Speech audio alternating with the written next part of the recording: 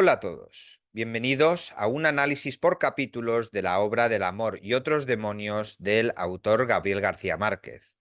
No confundir con un resumen por capítulos, ese os lo he dejado en el primer comentario fijado de este vídeo.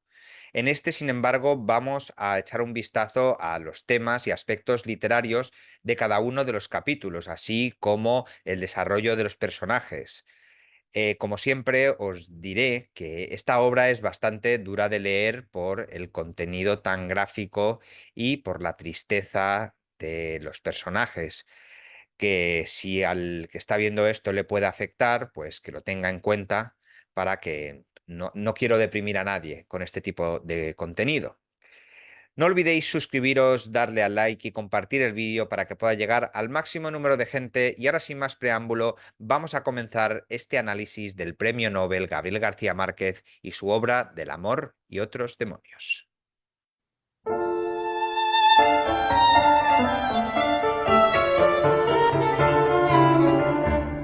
El primer capítulo de la novela introduce algunos de sus temas principales, todos relacionados con el entorno histórico de la novela. El tema de la decadencia refleja la condición del Imperio español en las llamadas Indias españolas justo antes de su caída a principios del siglo XIX, momento en el que se desarrolla la novela. Márquez describe este estado de decadencia en el escenario de la novela como en muchos de sus personajes. Debido al abandono de la casa del marqués, se ha caído lejos de su antigua gloria decadente bajo el primer marqués. Incluso las viviendas de los esclavos, antaño grandes y animadas, han quedado reducidas a dos chozas de madera con techos de palma amarga.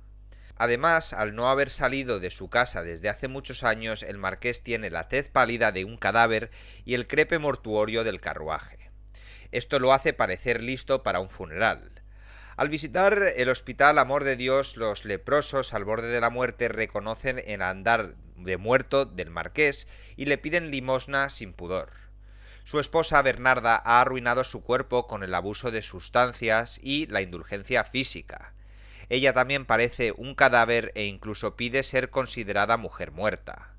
Tanto el marqués como Bernarda pasan la mayor parte del tiempo durmiendo o teniendo comportamientos indulgentes. Las Indias españolas abarcaban una variedad de religiones y costumbres, incluidas las del origen indígena, africano, judío y español. Cada uno de estos grupos aporta sus propios enfoques a la medicina. Por ejemplo, los esclavos del marqués adoptan un enfoque de medicina popular para proteger a Sierva de la rabia al colocarla en el sótano de cebollas. Cuando se habla de asesinatos misericordiosos de víctimas de rabia por parte de familiares, Abrenuncio, un judío ateo, dice que la gente piensa que los médicos no conocen estas prácticas. Él insiste en que sí, solo que no pueden respaldarlos porque va en contra de las enseñanzas cristianas. Lo único que pueden hacer los médicos, dice Abrenuncio, es rezar a San Huberto y atar al afligido a una columna, lo que condena porque solo prolonga e intensifica su sufrimiento. La trata de esclavos africanos representa una importante fuente de ingresos para el Imperio español.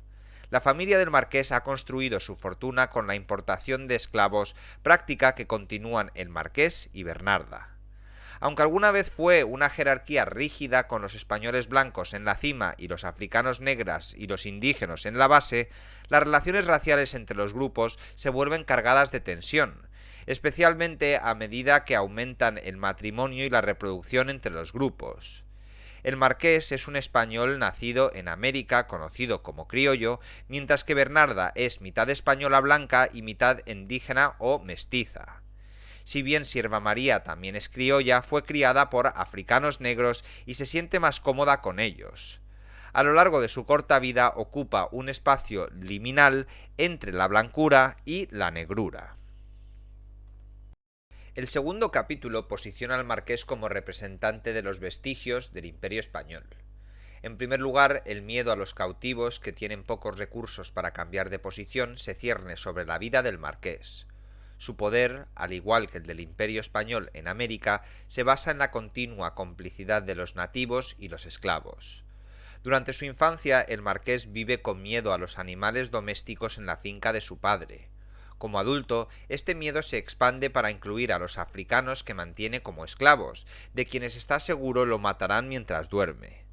Sin embargo, cuando los animales de la granja escapan de la finca del primer marqués, no atacan al marqués, simplemente se van para no volver jamás.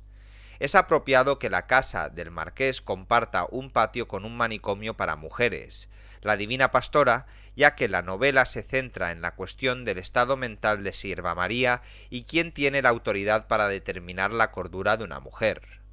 Aunque Abrenuncio afirma que la niña está mentalmente sana, el marqués no está convencido. En lugar de tener fe en que Sierva está bien, el marqués llama a todo tipo de médicos y curanderos, quienes exacerban la herida curada de Sierva, causándole angustia mental.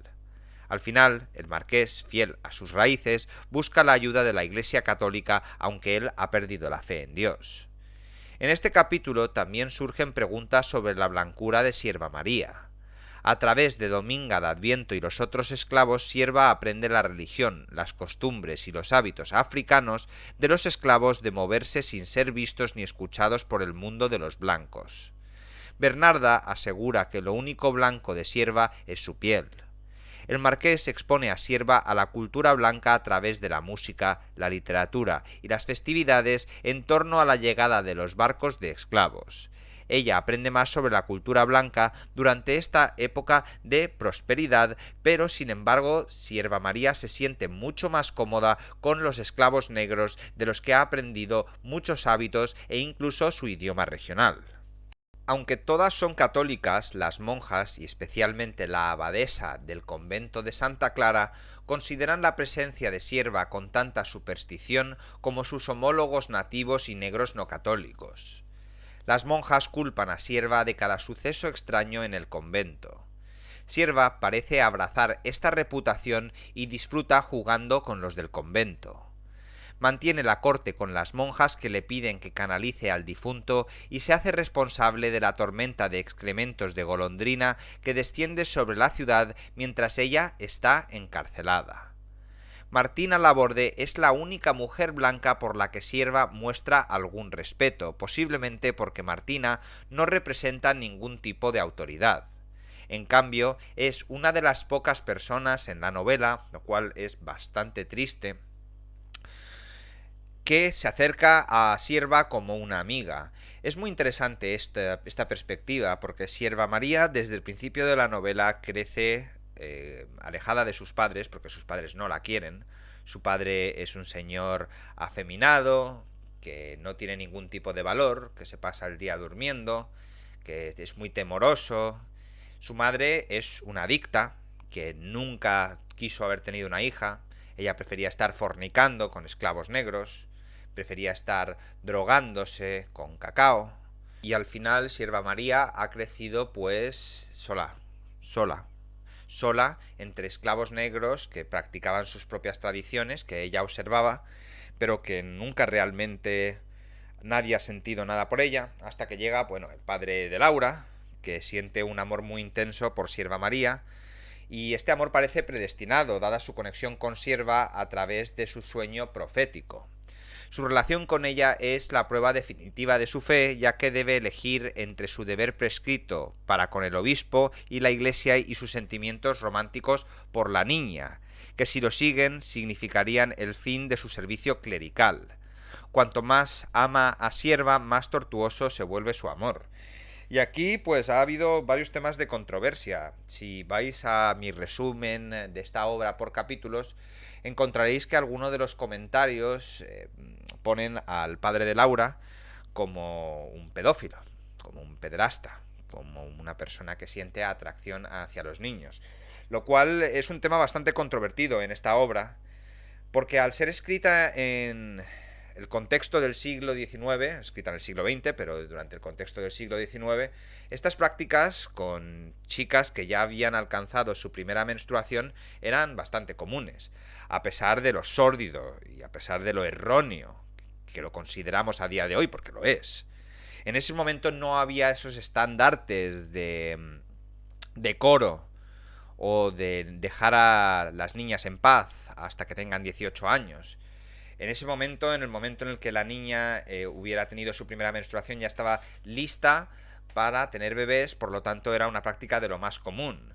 De manera que juzgar al padre de Laura con estos conceptos que son mucho más propios del siglo XX y siglo XXI puede que sea erróneo, pero de la misma manera también no lo hace correcto. Bueno, no quiero entretenerme, vamos ahora con el capítulo cuarto. La línea entre la fidelidad a Dios y la obsesión con el diablo se vuelve mucho más borrosa en el capítulo cuarto. El obispo advierte a de Laura que el diablo utiliza mejor nuestra inteligencia que nuestros errores. De Laura responde que si eso es cierto, lo peor que podrían hacer es un exorcismo a una niña sana como Sierva María. El obispo pregunta si de Laura habla desafiante, pero de Laura responde que es obediente, que simplemente tiene dudas. De Laura también explica que la abadesa que pone tanto poder en las fuerzas del mal parece más una adoradora de demonios que un clérigo. El obispo considera que el deber de la Iglesia es venir a sus colonias a imponer las leyes de Cristo, pero no cree que hayan hecho un buen trabajo. Admite que lo han hecho simplemente construyendo iglesias y celebrando procesiones y festivales en honor de los santos. Lo que los colonos españoles no han hecho, sin embargo, es llegar a las almas de los hombres. Como prueba, el obispo relata Yucatán, donde los españoles construyeron grandiosas catedrales para ocultar los templos indígenas. Los nativos continuaron asistiendo a misa, no porque se hubieran convertido al catolicismo, sino porque sus santuarios aún vivían bajo los altares de plata. El obispo enumera luego la mezcla caótica de sangre desde la primera conquista española entre españoles, indios y negros africanos. Se pregunta si este mestizaje tiene un lugar en el reino de Dios. Tanto el virrey como la virreina tienen más vivacidad que nadie en la ciudad. El virrey goza de buena salud y la joven virreina tiene la misma energía. Entra al convento como un vendaval de cambios. Como representantes de la corona española, el virrey y la virreina también expresan conmoción y confusión por la miseria y decadencia en la que viven los habitantes de la ciudad. Respecto al mobiliario barato y sucio del salón del obispo y a los hábitos indigentes de los clérigos, el virrey no puede ocultar sus pensamientos. El obispo, firmemente arraigado en las costumbres del Nuevo Mundo, lo intuye y dice con orgullo herido: «Somos hijos de José el carpintero». Finalmente, la escena en la que la preciada esclava del gobernador se revela ante el disgustado virrey representa la desconexión absoluta entre la nobleza española y la nacida en Estados Unidos en términos de su exposición a la realidad física del comercio de esclavo que sostiene el Imperio español. Al hablar con el marqués, el padre de Laura se da cuenta de que Abrenuncio es su única esperanza para liberar a Sierva del convento. De Laura también entiende que pedir ayuda a Abrenuncio, cuyo ateísmo y métodos medicinales lo han convertido en un patria de la Iglesia católica, puede conllevar complicaciones indeseables. En Abrenuncio, de Laura encuentra una especie de contraste. Ambos hombres tienen el deber de atender a enfermos y necesitados, y ambos mantienen extensas bibliotecas, aunque la de Laura está limitada por su conexión con la Iglesia. Abrenuncio tiene libertades que de Laura como clérigo nunca tuvo. Mientras que Abrenuncio se basa en los principios de la ciencia para su práctica, de Laura se basa en la fe. En el capítulo quinto, altos dignatarios de la diócesis intentan revertir la decisión punitiva del obispo sobre de Laura, pero el obispo no se deja convencer. No cree que los demonios puedan poseer a los exorcistas que intentan expulsarlos, pero sí cree que de Laura, en lugar de presentarse al demonio como una autoridad inapelable de Cristo, había tratado de discutir cuestiones de fe. Esto, según el obispo, fue el error más grave de Laura. En su mente, Cayetano de Laura lucha con su castidad, moralidad y amor romántico por Sierva. Aunque podría intentar sacarla a escondidas de la celda e irse a vivir con ella entre los esclavos fugitivos, de Laura sigue aferrándose a la esperanza de estar con Sierva a través de canales legales, es decir, el matrimonio. Incluso después de perder su sacerdocio, de Laura no puede abandonar su fe ni su adhesión a los principios cristianos. Lo opuesto, completamente, en la obra de Miguel de Unamuno, San Manuel Bueno Mártir, que a pesar de mantener sus valores cristianos, no tiene adhesión con el principio de creer en Dios. En el del amor y otros demonios, de Gabriel García Márquez, el padre de Laura, en lugar de sacar a Sierva del convento según sus propios términos, de Laura intenta una y otra vez conseguir el permiso del marqués para casarse con Sierva. Y esto nos hace desesperarnos al lector, porque uno espera que a Sierva María las cosas le puedan ir bien de una vez, y parece que corresponde su amor con el padre de Laura. Cuando el lector ve la frustración constante del padre de Laura para sacar a la pobre sierva de este convento del infierno, estas son mis palabras, no las palabras de Gabriel García Márquez, uno se frustra, uno se pone triste y uno empieza a anticipar que el final de la novela no va a ser tan agradable como esperamos. Sierva María, hace la transición de una joven vivaz, no contaminada por la descomposición que le rodea, a un cadáver viviente cuando el obispo la prepara para su exorcismo. Cuando los dos esclavos la llevan a la capilla, la dejan descubierta, tumbada como una princesa muerta, que lo leo directamente además del texto de García Márquez en la página 130, y la dejan pues así, tumbada sobre el catafalco. Luego de esto, le expresa al padre de Laura que quiere morir, algo ante lo que muchas veces había expresado miedo la pobre niña. Como sacerdote que se formó en España, pero que tiene un ministerio entre los esclavos africanos y los pobres de la ciudad, el padre Aquino parece el más apto para comunicarse con Sierva y sus demonios. No considera a los esclavos ni a los pobres simplemente personas a los que hay que convertir y controlar como hace el obispo, sino que les muestra un gran respeto. Sierva considera al padre Aquino como el arcángel de la salvación. Sin embargo, su relación, como todas las demás basadas en el amor de la novela, termina en tragedia, con un final pues espantoso, un final en el que Sierva nunca descubre qué pasó con Cayetano. Cayetano deja de ir porque cierran la puerta del pasadizo donde él iba a verla todas las noches. Y el 29 de mayo Sierva vuelve a soñar con el campo nevado que ella y Cayetano habían soñado. Ella se sienta junto a la ventana, contempla la nieve como uvas doradas de dos en dos, desesperada por llegar a devorar todo el racimo. Por la mañana, el guardián viene a preparar a Sierva para su sexta sesión de exorcismo, pero la encuentra muerta de amor en su cama. Sus ojos abiertos están radiantes, su piel suave y su cabello brota como burbujas, a medida que crece sobre su cabeza afeitada. Mira que me pongo emocional yo también ahora mismo analizando este capítulo quinto, porque es una obra en la que creo que Sierva María sufre.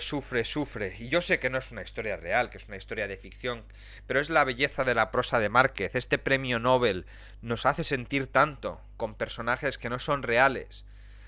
Tenemos tantos deseos de que a estos personajes les vaya bien y cuando no les va bien nos rompe el alma. Esta novela es muy corta, pero aún así es una novela que dice tanto, que es tan fuerte, tan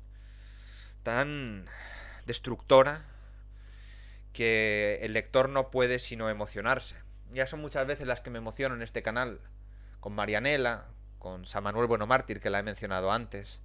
Y ahora analizando esta obra y echando la vista atrás, me doy cuenta de que el dolor que existe en nuestro planeta Tierra muchas veces solo se puede expresar a través de la literatura. Vemos las noticias, vemos gente muriéndose, pero no nos duele tanto como cuando leemos una historia con personajes con los que podemos empatizar tanto hasta llegar a considerarlos pues familiares o amigos. En fin, creo que me he ido un poco de las ramas ahora en el capítulo quinto, pero me parecía conveniente compartir esto con vosotros. Espero que este análisis os haya sido de utilidad y bueno, que mucha gente lo pueda escuchar, tanta gente como la que ha escuchado el resumen, que son muchos, y que os interese y que podáis compartir conmigo lo que vosotros pensáis. Como siempre, muchas gracias por estar allí, otro vídeo más y nos vemos muy pronto en el canal.